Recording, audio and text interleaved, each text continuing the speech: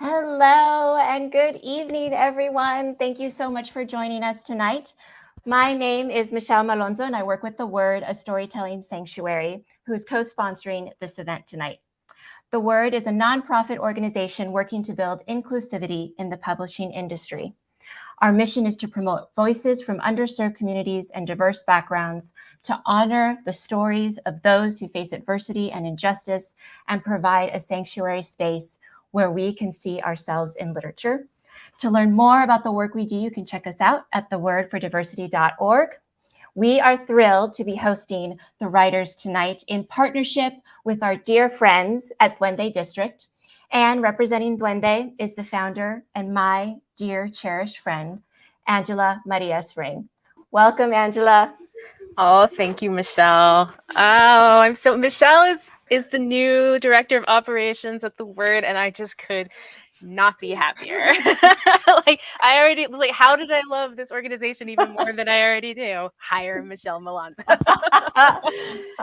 Sweetie. I want to let everybody know that my toddler is having a bit of a night, so he might be making a lot of cameos, and I appreciate your patience with me as we do that. He's currently very mad and crying. So I will do my best, as we will all do our best, right? So good evening, and a huge thank you again to our wonderful friends at The Word. We are so grateful to have the opportunity to partner with them these past 2 years for such a phenomenal virtual event series.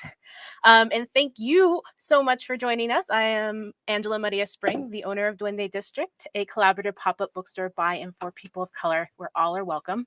And we currently have locations in Washington, D.C. and Albuquerque, New Mexico. The cornerstone of the Duende Project is about the collective, the community, and creation and decolonization of literary spaces by and for people of color. So if you've been following along with our events these past few months, you'll know that we've had some amazing poets and writers from the Central American diaspora, including Guatemala, El Salvador, and Nicaragua.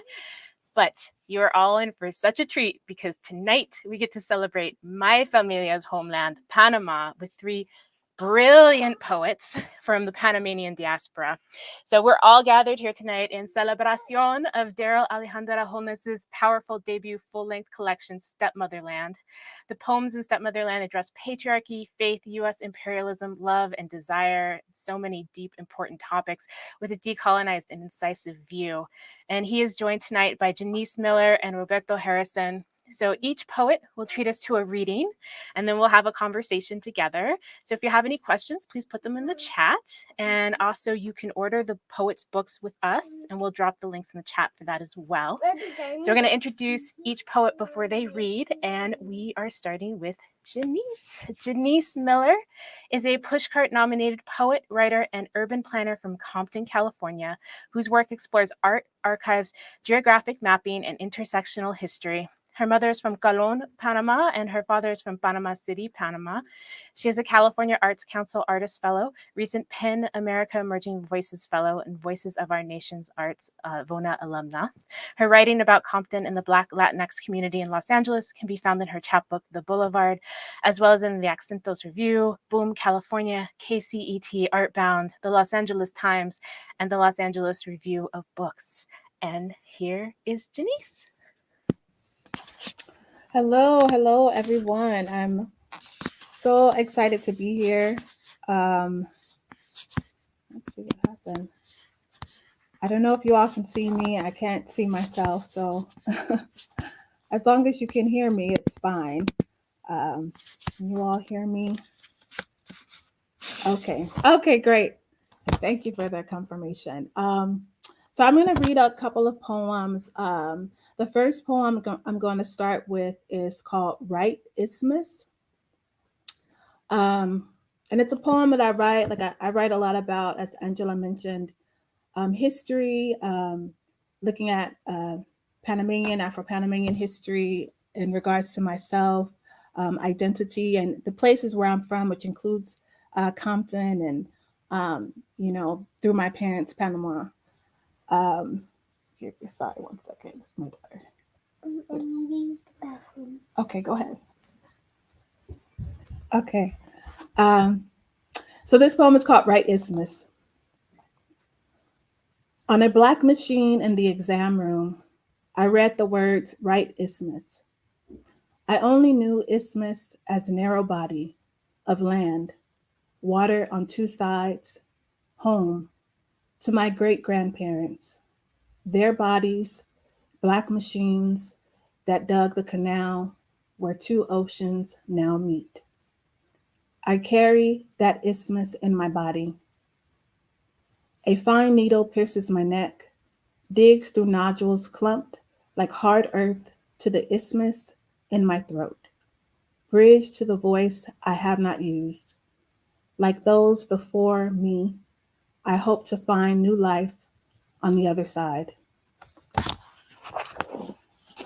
The next poem I'm going to read is it's inspired by a Nikki Giovanni poem entitled Knoxville, Tennessee. And that poem was about like Nikki Giovanni's experiences growing up in Knoxville, Tennessee, and what the summer was like.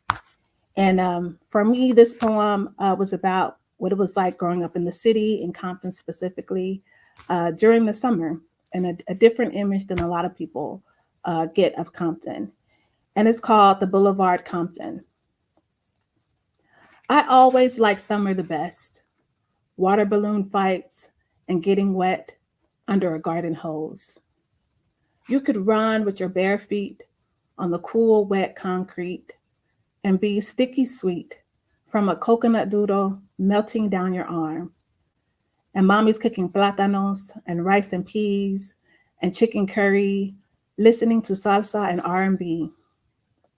You could dry off in the sun, shining on stone-studded steps, and eat now-laters, lemon heads, barbecue corn nuts, policies with a little vinegar in it, until one by one, mamas called you all inside, and your names make the streetlights come on. This next poem is inspired by Rihanna. I saw that Daryl has a poem in his book also inspired by Rihanna.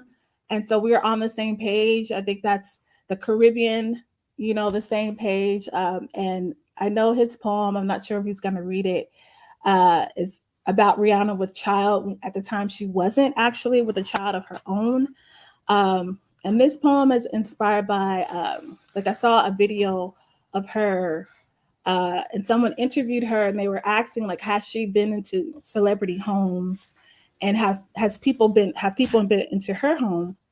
And she said, no, people can't come into her home because she's real Caribbean like that. And I was like, oh, that's like my mom. I grew up and I can invite anyone over. It was just, I couldn't. It didn't make any sense because my mom was very particular and that's my background. My parents, they're born in Panama, but their great grandparents are from the Caribbean. And so I just thought that was so interesting that, that connection. And then also I should mention in this video, in this interview, she has on this purple and green outfit. And it reminded me of a candy from when I was growing up. So that's my little introduction. So it's called On Rihanna, Sparkling in Purple and Green, like a mystery mix now later. When she smiles the way she does, it isn't a mystery why she is carrying this now and later, this sweetness forming in the belly, like summertime in the hood, eating all the sticky sugar you could, not eat the whole school year before summer ends and mommy gives you a purge. I wonder if she will teach her child like my mother did, whose grandfather was from Barbados, and people could not come in her house because she was also real Caribbean like that, though her house was cleaned front to back because she was also real Caribbean like that. Kitchen stove and floor scrubbed, never used glasses in a cabinet shining, home spotless, like people were coming over, but they weren't because she didn't want just any old body spirits in her house. I wonder, will she put red yarn on her child's wrist? Will she make her child drink tea? Drink tea for gas, drink tea for cold, Drink tea for stomach ache. Drink tea with toast. Drink tea with bakes. Drink tea with milk to help them fall asleep. Or will she make them cream of wheat, spiced with cinnamon and nutmeg, sweetened with cane sugar, put a pat of butter in the middle and let it melt and swirl in evaporated milk so that the sweet and salty, cold and hot will put a smile on her child's face? Will she sing, clap hands till daddy comes home, the way my mother sang, then swing her baby down, giggling and gazing into her eyes?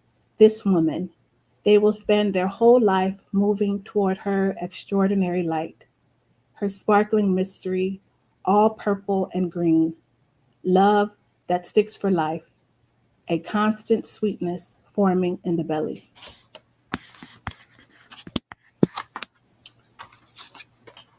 And so for the last poem, I'm going to read, it's a poem about names. I have a name that a lot of times people say incorrectly, and I had to learn to really correct folks because, my name is a blessing that was given to me from my mother. And the way she spelled it and pronounced it reflects like her background. My mother, she grew up, before she even knew Spanish, she spoke like Panamanian Creole English and also Creole French because her grandparents were from St. Lucia. And so, names carry a lot of history in them. And so this poem is about that and to the folks who give us our names. It's called Ode to the Mamas Who Make Language Beautiful. Ode to the mamas who take the bones of language, render it thick and full like hips. Make names that say thank you, God, for this mouth and these healthy, wealthy lips. Ode to the mamas who speak life through names like my joy, I'm unique. Mamas who echo Delisha, Amisha, Naisha, Isha, Isha.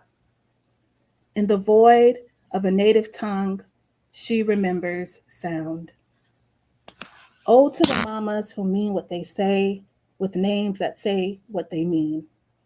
Mamas of Yalitza, Zuleka, who use X, Y, or Z, because she stayed doing the most with the least. Ode to the mamas who make simple letters glorious like the ancients.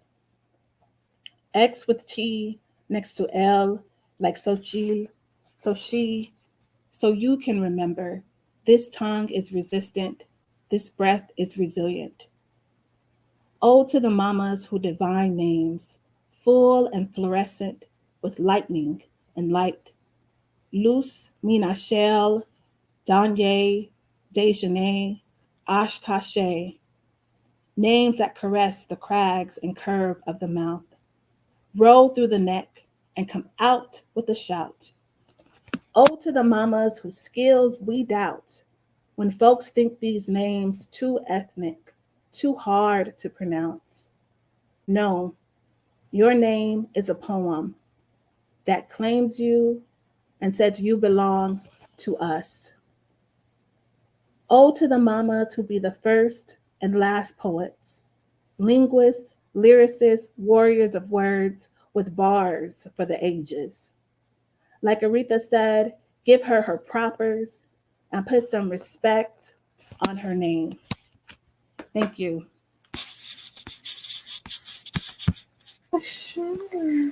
That was amazing. Thank you. There's like full body poems, like just roll through your poem, and also made me homesick and think of my abuela and the cream of wheat. I make the cream of wheat. That was my grandmother's specialty as well. So beautiful. You guys, I'm so happy to be here with you. Oh, thank you. Thank you for having me. Okay. So let's go to our next wonderful poet. Bring it up. Roberto Harrison's poetry books include Tropical Lung Exits, Tropical Lung Mitología Panameña, Yavisa, The Bridge of the World, Culebra, Bicycle, Counter Demons, Os, as well as many chapbooks. He was the editor of Bronze Skull Press, which has published over 20 chapbooks, including the work of many Midwestern poets. Most recently, Roberto served as co-editor for the Resist Much, Obey Little inaugural Poems to the Resistance Anthology. He was the Milwaukee Poet Laureate from 2017 to 2019 and is also a visual artist. So let us welcome Roberto and his beautiful poetry. Thank you. Thank you very much, Daryl, for having me be a part of this. I'm very happy to be reading with two such excellent Panamanian poets, and congratulations to you both for your valuable and important work. I'm going to read two poems, one from Bridge of the World, my book Bridge of the World, and the other one from my book Yavisa. New Moon for Ecology. I walked 1,000 miles in the event of apocalypse, barefoot, and there I found the horses to learn to breathe from.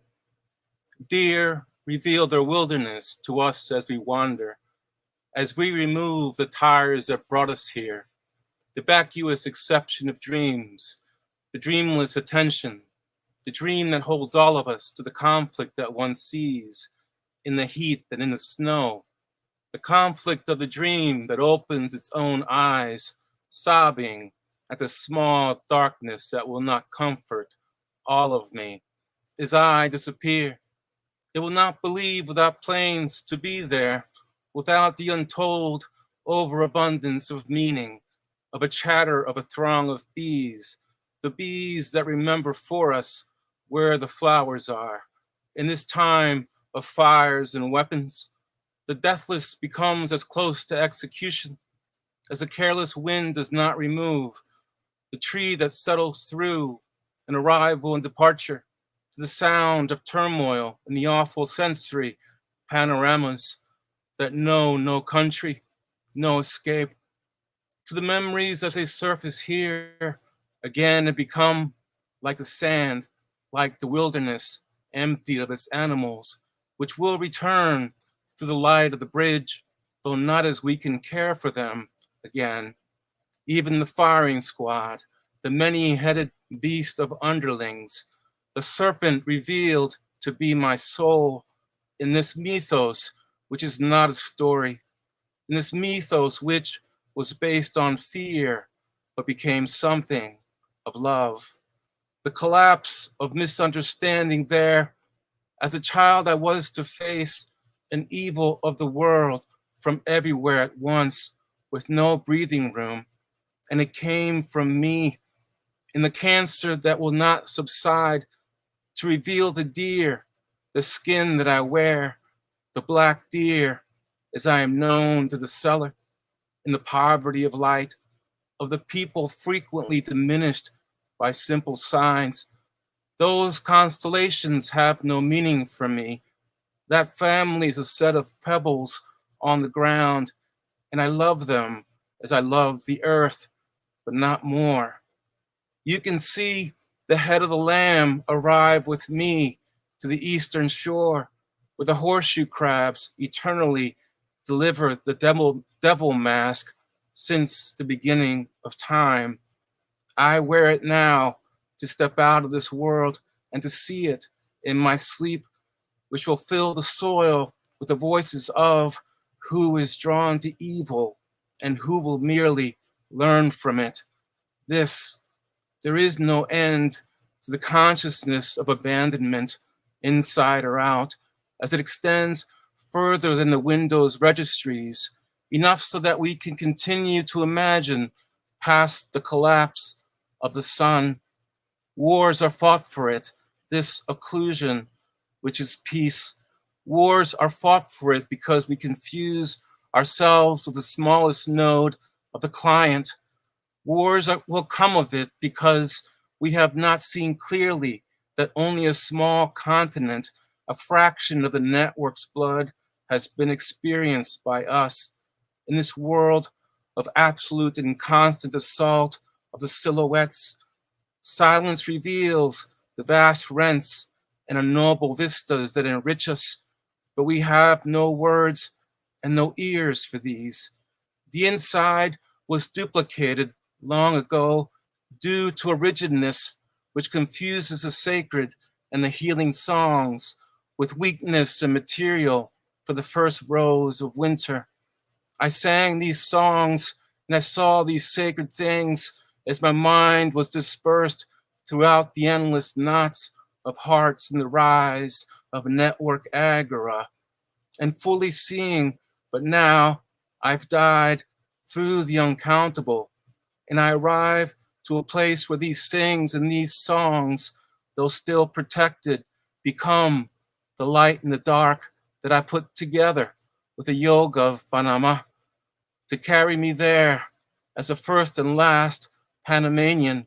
And there are uncountably many of us evenly spread across the universe of every color, every persuasion, every shape, speaking every language of fire or of water, endlessly propagating to help us. I am here to help, and I'm here to die again, to free myself from all of you with loving kindness and compassion. As the sun promises to be here tomorrow or not, as the moon reveals itself to be a new encircled sunrise.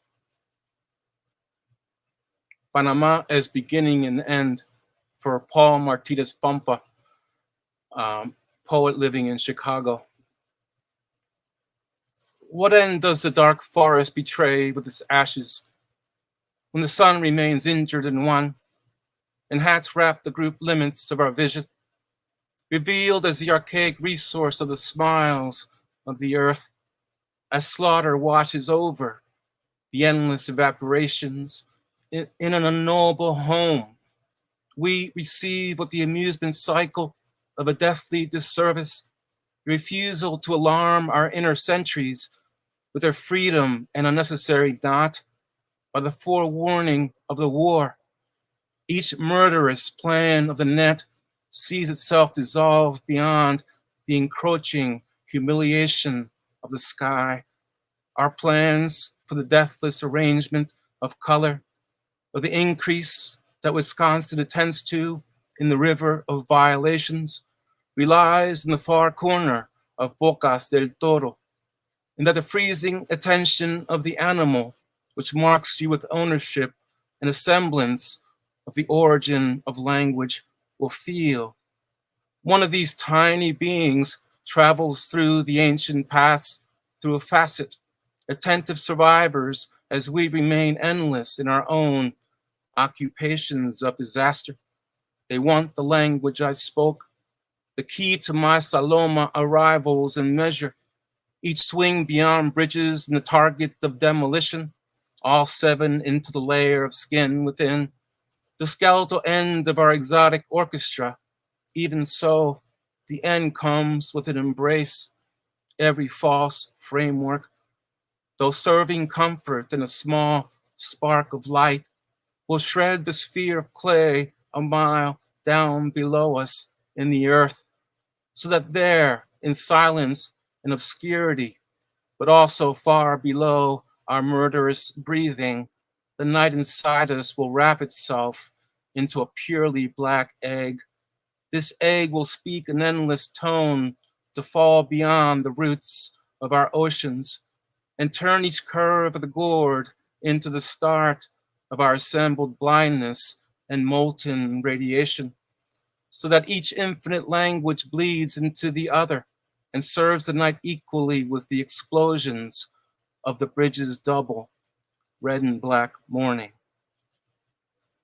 Thank you for having me here. Oh, that was amazing.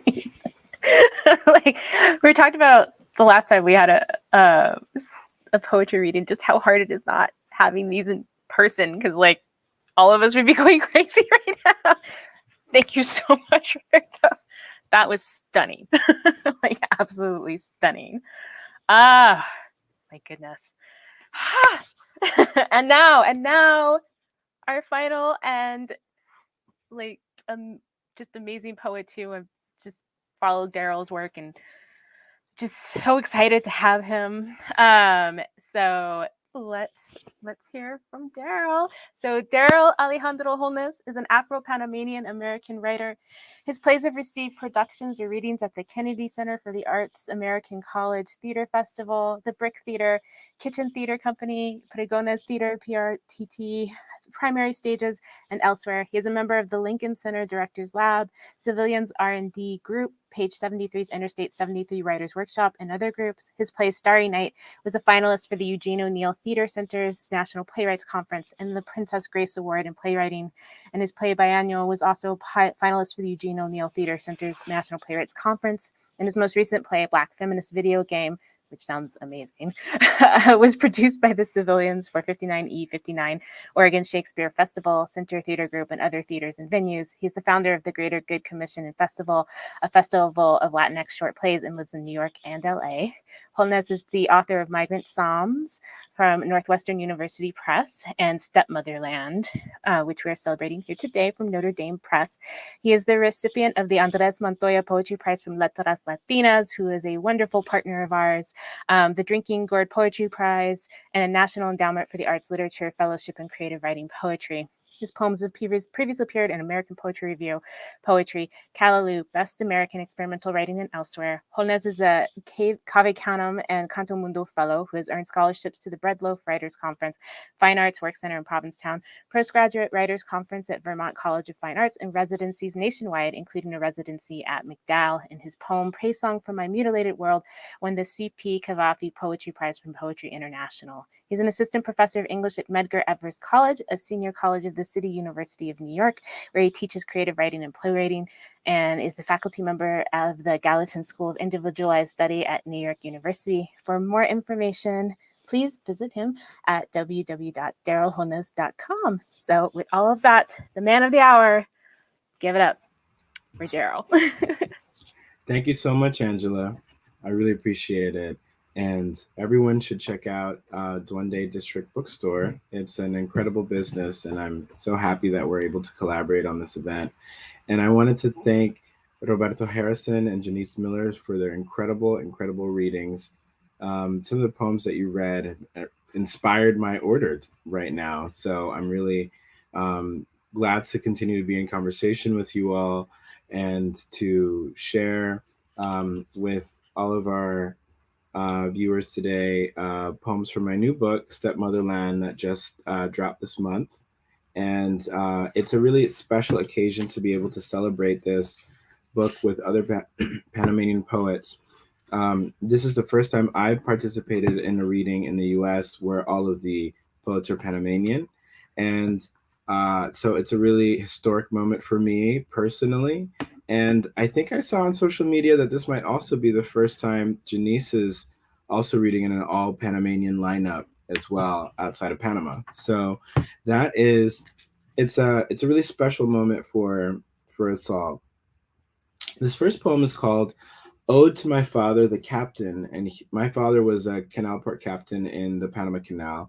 And he recently retired, and I wrote this poem to honor him as part of his retirement. So, Ode to My Father, the Captain. Praise be to my father. Glory be to his never blinking eyes, wide open in solidarity with the unstoppable water flow between oceans and the endlessly swift air streams in the sky. Ever alert, armed only with his compass and memorized maps of the stars, he pilots the ship through locks in the Panama Canal to turn tides on a dime in the dance of trade and unlock the earth's many ancient water routes. Honor be to my father for keeping us worldly with rubber cargo from Indonesia for our sneaker soles, and tantalizing tantalite cargo from Brazil for our iPhones, in a world where people are defined by their crazy love of foreign things. Praise be to the captain's pepper tongue, speaking orders in an island-infused English to the ship's home squad, while also speaking a smooth sailing Spanish to his canal crew of good time guy Pana master pilots.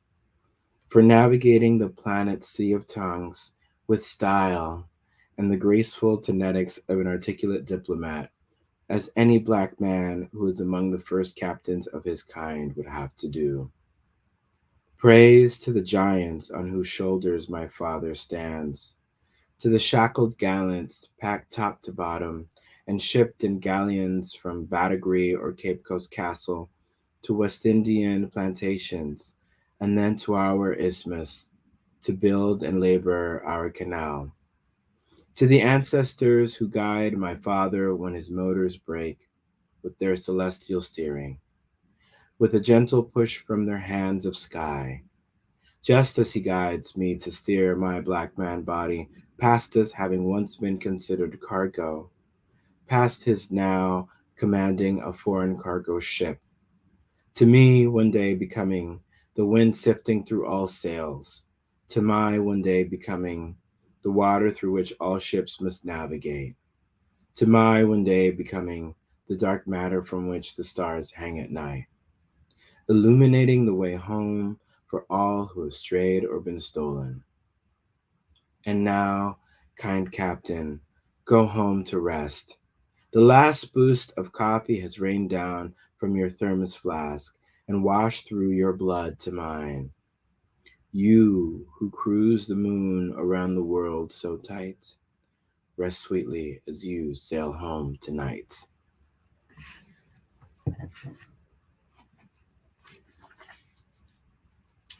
Jenise read this lovely, lovely ode earlier, so I wanted to be in conversation with her with my ode, and also this incredible poem about cream of wheat that Angela also commented on. And my grandmother used to love to make cream of wheat, and some of my American friends are like, "What's your deal with cream of wheat?" And I was like, "You don't understand.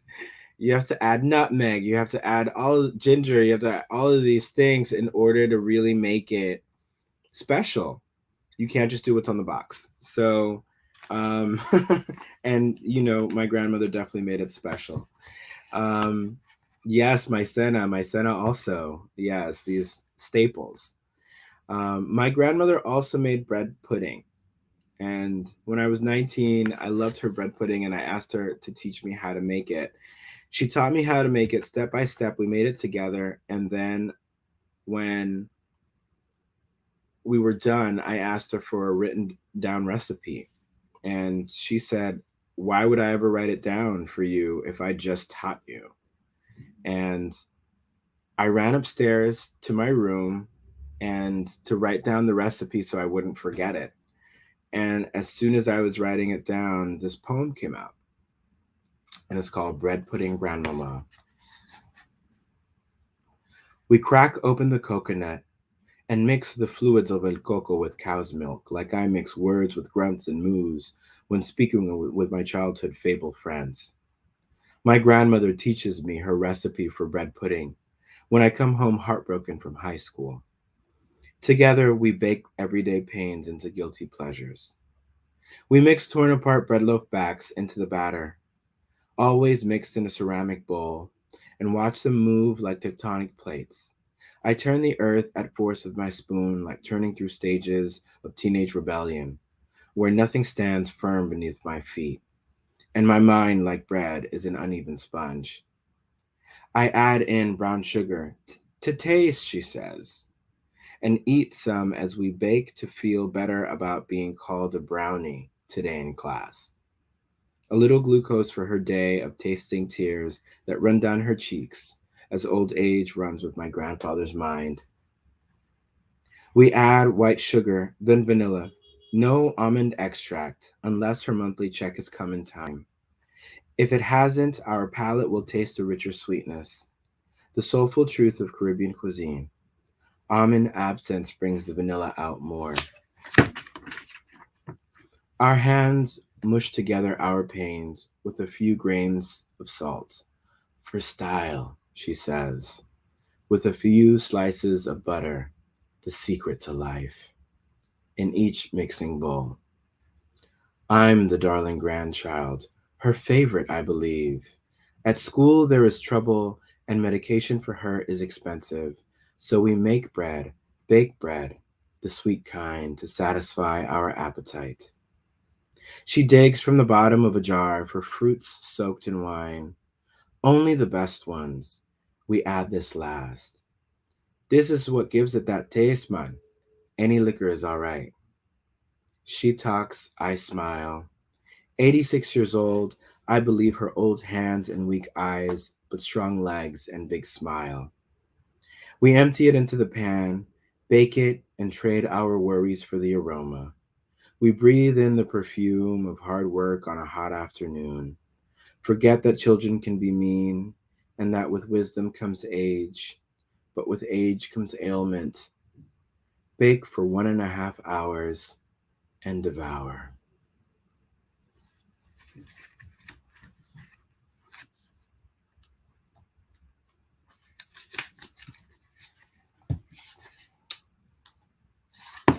This next poem is called Praise Song for My Mutilated World.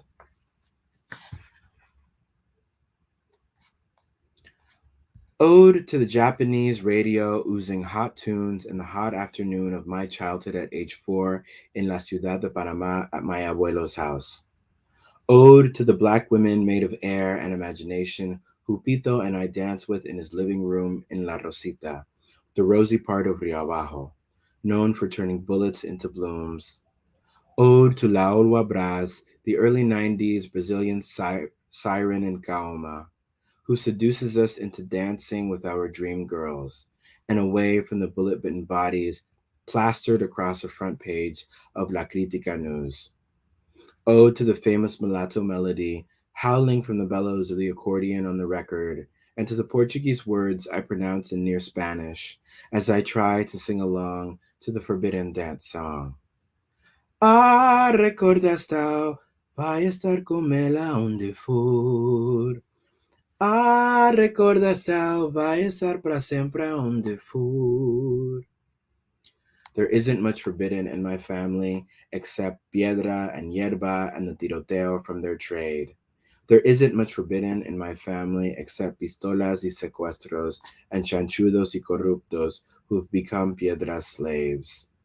Pito and I saved the negras in our arms from piedreros, drug dealers, and the cartel with our moreno swing hips, dips, and spins to the 2-beat carimbo, drum rhythm stronger than the pulse thumping through my little boy body until I can't tell the difference between my corazón and the radio's tong tong, until our dream girls become our real women, until we've praised, danced our world back to being one that little brown black boys like me can believe in.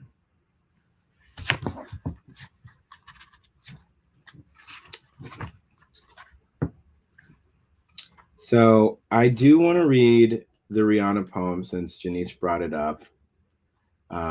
But I know that we're eager to get to our Q&A. And I also wanted to be in conversation with Roberto's very global poems and thinking about the Central American migrant crisis, where that is referred to in U.S. media as the surge, where refugees from Central American countries are marching across Central America into Mexico and headed for the U.S. border. In thinking about that crisis, I wrote this poem called Poder. And this is the poem. The difference between poetry and rhetoric is being ready to kill yourself instead of your children, wrote Audre Lorde. I say this now to the mothers who sent their children north, risking their babies' lives for a better living than chasing paper or running from drug dealers on the streets. The difference between art and design means being ready to die for what you desire others to achieve through your work. Hours of your life gone forever, making a little shiny, fragile thing. I write to the mothers who send their children north, never knowing if they'll make it, but hoping that even if they don't, their creations might mean more than just the flesh and bone with which they're made, because they moved, because they desired. So many are quick to dismiss desire as too general a word, or this language as too simple to power the constant thrust towards betterment we call life. But poetry is sometimes made of such things. Words used so often, we take them for granted and forget their power is in how they unite existence through a common tongue. In Spanish, the word for power is the same as the word for I can, poder, one simple word banging the drum rhythm made by children's souls thumping against the earth. Poder, poder, poder. The power of doing in each disyllabic step of metric feet, moving us farther and farther away from the word being just rhetoric into the structure of its design, where we find the power to turn suicide into sacrifice, the power to turn beast into man, and man into martyr or miracle. This is what makes miracles. A desire path stretching 1,700 miles through an armed border wall, through electric barbed wire fences, a surge surmounting all odds to rise beyond the stratosphere. Knowing this too is poetry.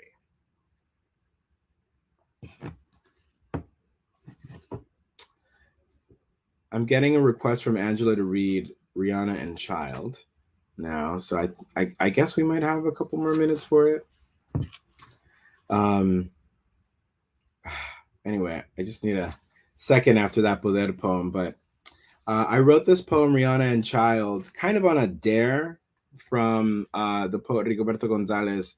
I got into a discussion with him about whether Rihanna had been around enough to be called iconic and a legend. And I spoke really passionately in favor of that distinction of her having achieved it. And he said that I spoke so passionately that I should write a poem about her.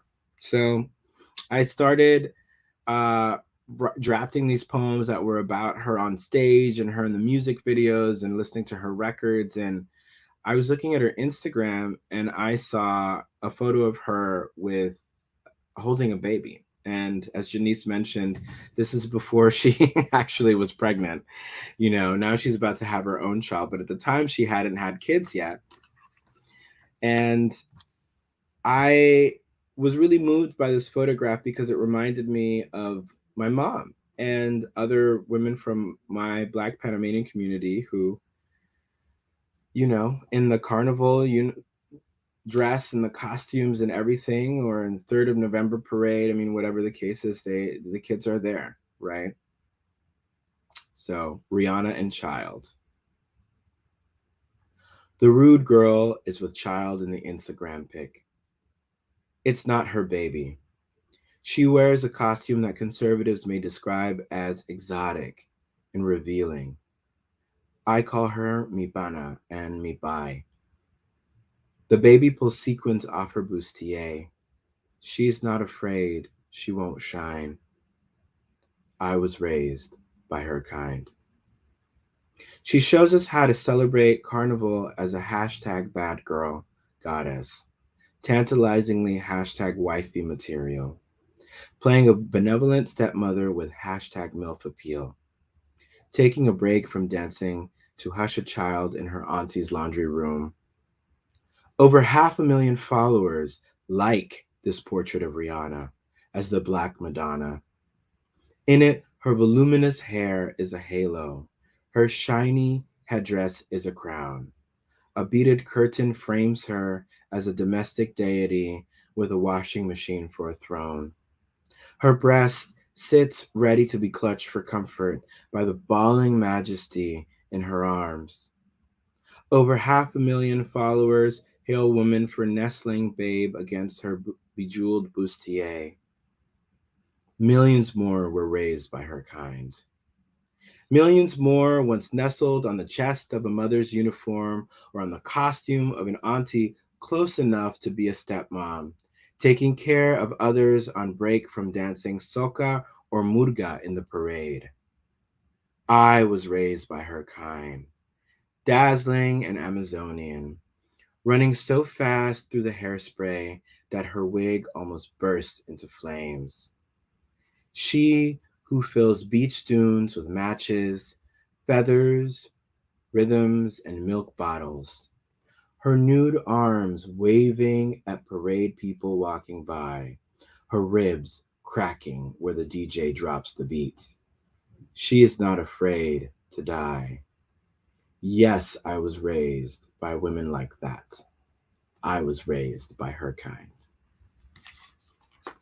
Thank you, everyone. Daryl, thank you.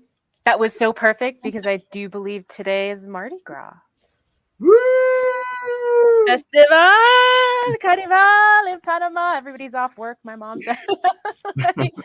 It's funny because the not this time, which was just a quick trip for my grandmother's funeral, but the time before, like we went, my family from Agua Dulce, and we went to Carnival, and I got to like see it for the first time because I'd never been able to actually see it, and Rihanna is like, there's so much here, y'all. First of all, I feel so held. I feel held by y'all. I feel held by our ancestors. Like, the power of having us here, a level of belonging that I feel like I'm constantly searching for. I love also that, Jenise and Daryl and Roberto, I don't know if you're like, I have so much deep Caribbean background, and on the Panama, my great grandfather from Panama, he was from Martinique. And his mother was a mulata from Martinique, and he worked on the canal. And we think about these things that are monuments in our lives, right?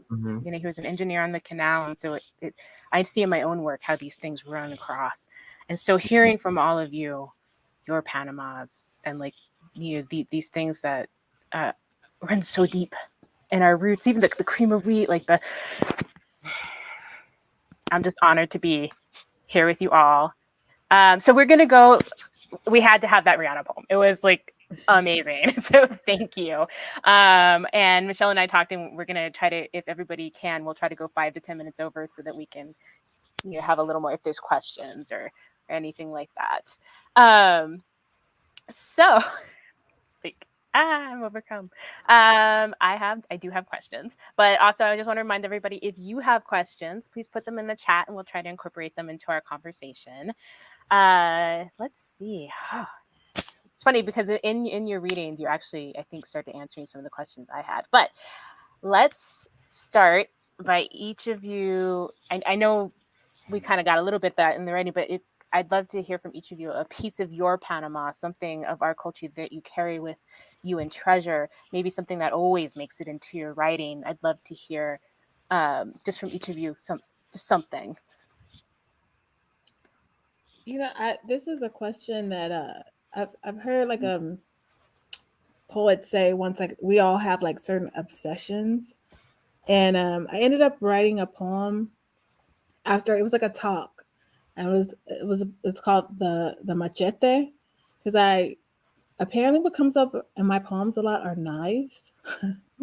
So like not, but like different. So in that poem, it's like knives, but it's like Reuben blades comes up. So like music, machetes, and my mom teaching me how to open up a can with a knife instead of a actual can opener, because it was just something that I could do. You don't need a can opener to open a can; you just need a good knife. So I think maybe that's an odd answer to the question, but that's the first thing that came up was like knives and like cutting and Reuben blades. My mom always had a machete under the bed, and she still does. Yep. Yeah, my mom had it in the closet, like wrapped up. So, it was always ready. It was there. Yeah, I think for me, I mean, the weapons thing is really interesting. I think for me, my mother gave me this. My mother always just gives me different jewelry, and I think I just carry it with me.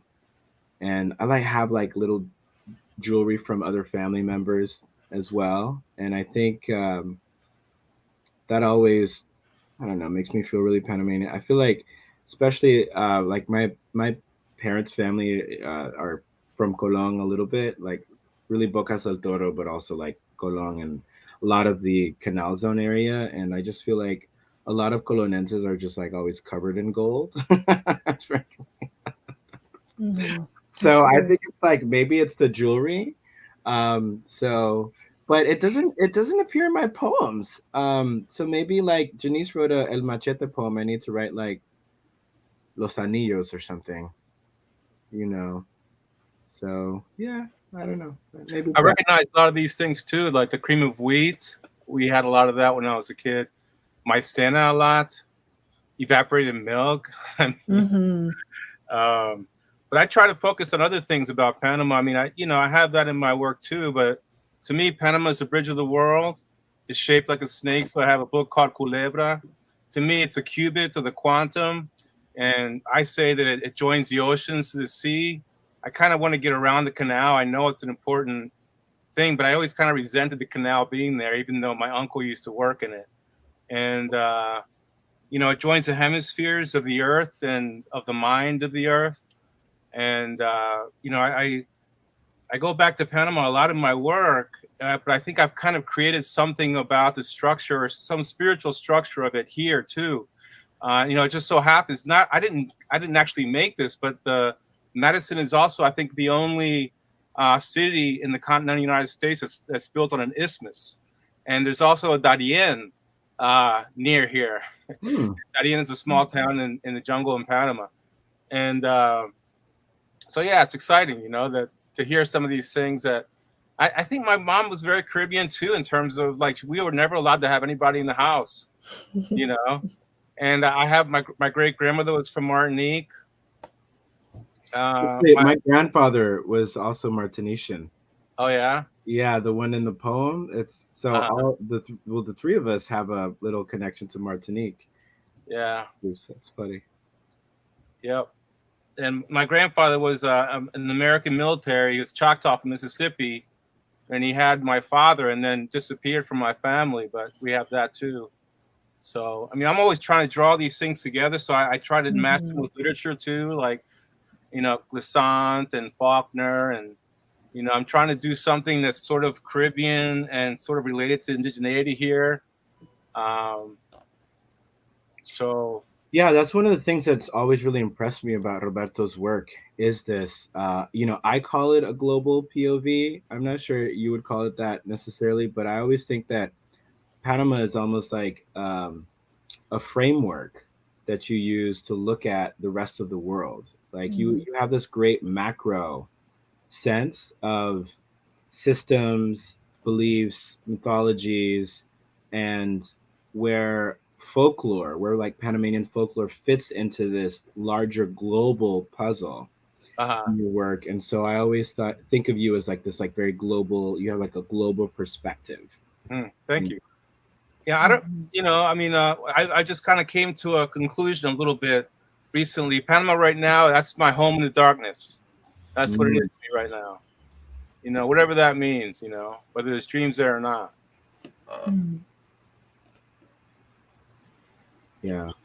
That's all. Like, I love all of this. I love it. Machete's also come up. I have a poem, Jenise, called "Ode to My Latina Machete Heart," just always.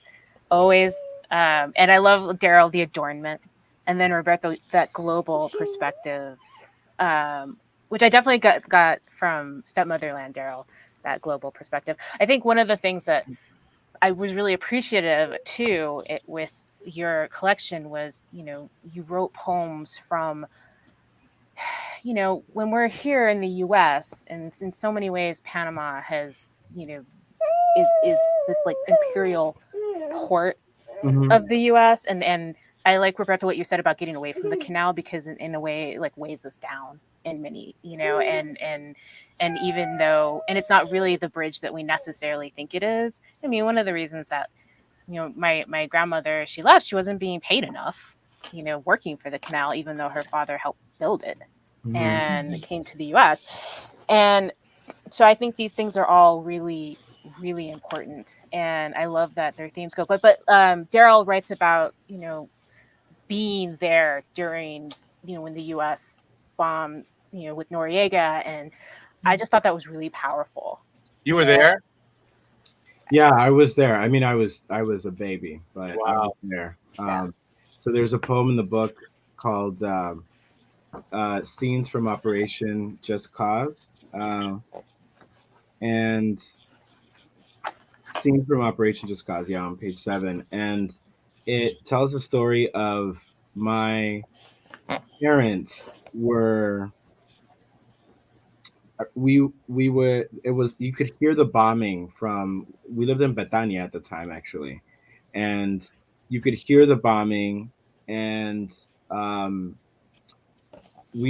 my sister and I were very young, and we had a corner lot, and so and there are all of these militares running through the streets with guns, and so my parents were brought into the corner lot, sort of like deeper into the neighborhood, so our house wouldn't be as our house was kind of an easy target because it was obvious and it was on the corner, and so we were at a neighbor's house, deeper inside of the neighborhood, and I said to my mom, "Are the good guys here to get the bad guys?" And my mom's like, "Yes." That was her answer, during the invasion. So Noriega was very problematic for my family. And I think that in retrospect, when you look at him historically, a lot of people have different opinions, right? But for my family in particular, he was a very negative figure. He caused a lot of people in my family personally, like real pain, strife, all sorts of things. And so for us, it really was a moment that the good guys were here, so to speak, were here to get the bad guys, and it was a perspective that I had, as a 2-year-old, 3-year-old, like that was how I was able to articulate it and to understand it. And, so it's something that I've always remembered from that time. And then other stories that I've been told, as well as, research that I've done later on. But it's something that I know is important to a lot of people. What's your relationship to it, Roberto? I saw it on TV, and it was very, very troubling. My family didn't like Noriega, and at that time, I was very disconnected from my family. And I'm bipolar, and I had just had a manic phase, so it was a bad thing for me to be seeing on TV. Yeah, my uncle was the Panamanian ambassador to the Vatican when Noriega sought refuge in the Vatican embassy there. I'm not close to my uncle. I didn't know that part of the family very well, but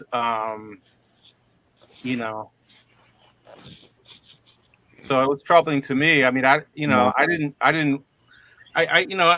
Noriega was a bad guy, but I didn't know enough detail really to have a very thoughtful conversation about it, actually, and I wasn't talking to my family at the time, so. I feel like my family doesn't talk about it at all, but it's like this wound that we carry because we think about the visuals of it, right?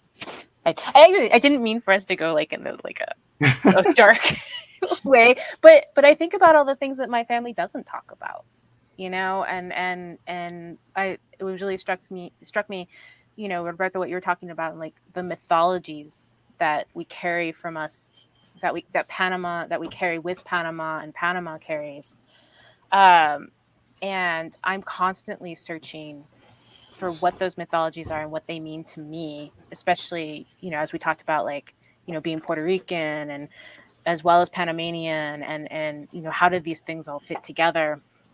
And so it's really good to hear from others, especially those of us in the US, and those of us from the diaspora, talk about these things that have affected our history and affected us and affected our families that we don't necessarily talk about in our families. Yeah, there's terrible things that happened from Noriega, I mean, really, really horrible things. But he was trained by the CIA, so, Yep. But I wanted to say, I mean, like two very important, like very powerful things that we all sort of share from Panama is the mola. I mean, everybody knows about Panama around the world because of the mola.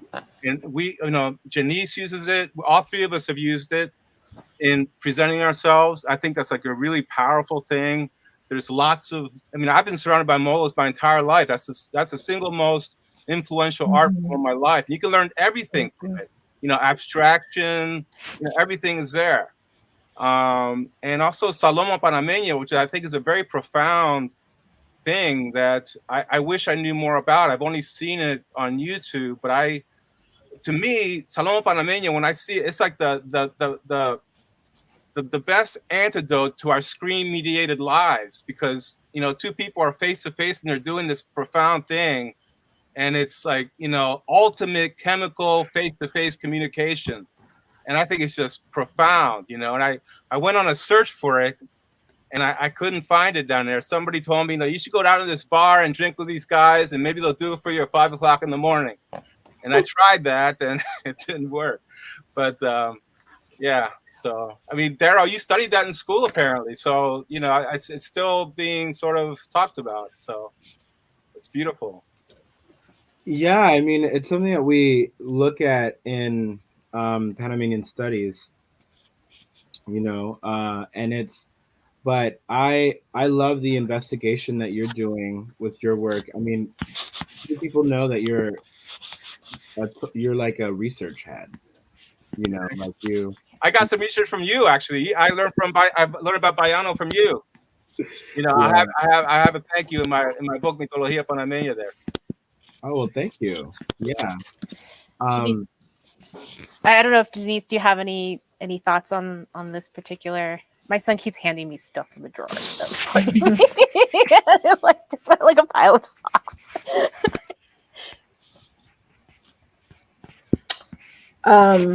Do I have anything to add about this, or just like our mythologies or our histories, what we learn about about Panama through our families and just other areas? I feel like we're constantly trying to. And then in the U.S., they it's so narrow. If you go through the U.S. school system, like we don't really learn anything, and if your family's not talking to you about it, So I really appreciate like Roberto and Daryl being able to speak to it personally. And I wonder if you have maybe the same sense of like otherness and alienation, or maybe are more connected to it through your family. I don't know. I think, what comes to mind for me is, so I grew up in Compton, LA, in an area where, it was predominantly Black African American. And I don't know. One thing that I think I've been thinking a lot about lately, just because of different experiences, is about language and like the expectation of language, especially as a Panamanian, as a Latino, Latinx, Latina, that it's Spanish. Like, oh, you Latino? Do you speak Spanish? And like, I've just been thinking a lot about that, maybe because, both of my parents had passed away. My father passed away last year. My mom passed the year before that. And when I think of the language that I miss from them, it's not Spanish. I didn't grow up speaking Spanish. They didn't grow up speaking Spanish to me.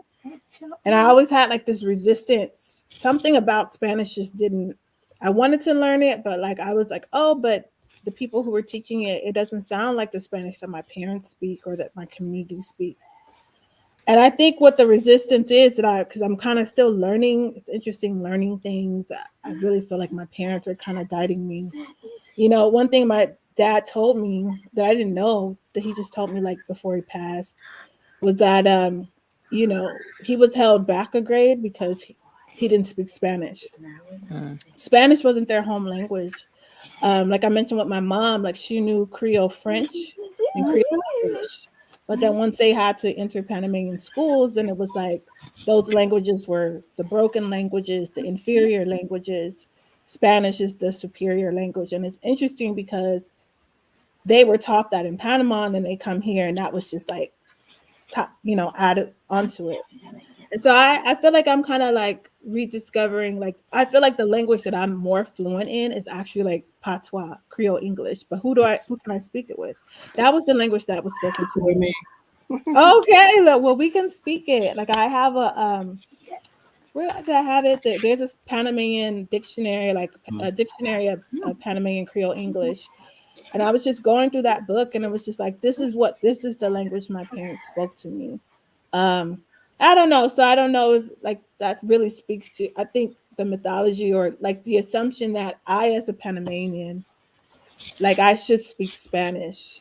And just the assumption about, I had someone ask me, an Afro Latina asked me, she was like, well, are Panamanians really Latino?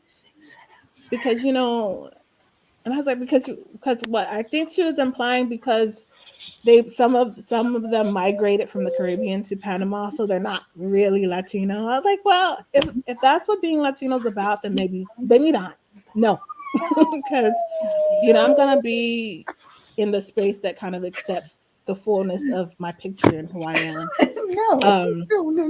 So I think that's why I've been thinking a lot about language, like the mythology around language, and the language that I'm supposed to speak. Yeah.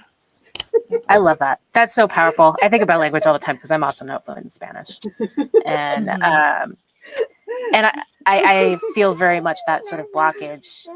But I also feel that yearning too, because I love that we don't talk about these different types of languages in the, like, one of the things that I like to do, and I had a question in here about, like, I'm always trying to bust the myth of Latinidad, because I think it's actually more harmful in a lot of ways. And I loved having a virtual room full of Panamanians, because I know each of us has a different experience and comes from a different aspect of the culture that we don't even necessarily know about each other. But then there's things that, like, there is the cross-cultural thing that we don't talk about, but language is definitely one of those huge things. So to know that, I mean, I'm learning so much from you all right now, and about my own culture and, Panama, and it fills me with hope, because I want that dictionary of, like, Creole, Panamanian Creole, so, like, to me, that kind of thing in language is more important to me than focusing necessarily on the colonizer, because that's what being Latino, Latin, like, we're centering our colonizers, right? We're centering our oppressors, and how do we break that down? And so, like, I'll leave us, since this is a Duende event, and we only have a couple more minutes, but one of our major themes is decolonization. And I especially love to think about decolonization in our poetry. So I want to know, I feel like Daryl definitely does. But do you consider decolonization in your work? And if you do, what forms does it take for you? So the cover image here was designed by a Afro-Dominican artist named Patricia Encarnacion. She is also a graduate student at NYU. She's great. Everyone should check out her work. The piece is from a series called Abya Yala, and that is a Kuna word, right? Thinking about the indigenous group that is in Panama and Colombia, the Gunas. And it is a word that they, in their language, for what we now called America, right? And I mean, like, the continent. Yeah, I saw that somewhere recently too. Yeah. Maybe I saw it in your book. I don't remember where I saw it. Yeah, well, the credit for the image is in the book, but I think that there's some like, this is a conversation that's starting to happen, which is like, is there what other words do we have to describe this continent, and that we've all come to call home? And if we don't define it through the colonizer, then are we looking to pre-colonial era, and to all of these maybe indigenous tongues and indigenous words to describe the land and to describe people? Or are we looking for something new? Are we looking to invent, to innovate? How can we acknowledge the history and not erase it? At the same time, exist in a space that's new, And so I'm really interested in that, because I think Latinidad is kind of a failed project for the same reasons that you're pointing out, Angela, and for the same comments that Jenise mentioned. And I'm really interested in constructing community, including language around community that feels more inclusive, you know, and that doesn't really only privilege or position as important the colonizer, right? So I'm searching for that language. I haven't found it yet. Other people are searching for it too. And, you know, my conversations with Patricia around Abya Yala have me really thinking about that term in particular. And I'm excited about others that are out there as well. I'm very interested in decolonization too. And you know, my books are all about Panama in some way, and I go further and further into the jungle. Now I'm in tropical lung. You know, so I'm getting further and further from empire, spiritually speaking, psychologically speaking, as much as possible. I think the Kuna are a very, very important group. There's 7 tribes in Panama. You know, I'm a part of the Indian community here in Milwaukee. It's different, but it's the same in some ways. It's a very, very complex thing to try to understand. It's really, really complex. So that's what I'm working on too, you know, from those perspectives.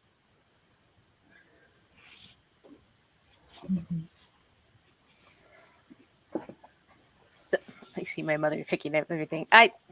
This is wonderful. You're all wonderful. I want to everybody please get their wonderful books. The Boulevard. We got Stepmotherland. We've got Migrant Psalms, and as Roberto just said, Tropical Lung. You are all fabulous. I hope this is just the first of many times that y'all are going to be a part of the Duende community. Thank you so much. Thank you to the Word. Thank you to everybody. I know we went a little over. Thank you very much. Thank you. Thank you very much. Daryl, thank you. Yes, thank you. Thank you. Thank you. I appreciate you all. Thank you all so much for joining us tonight. Remember, you can buy the books at duendedistrict.com. Follow the Word and Duende on our socials to stay up to date on all our upcoming events. Make sure to follow all of our authors, buy their books. Thank you all so much. I hope everyone has a great evening. Thank you very much. Bye. Bye. Oh, you guys are the best.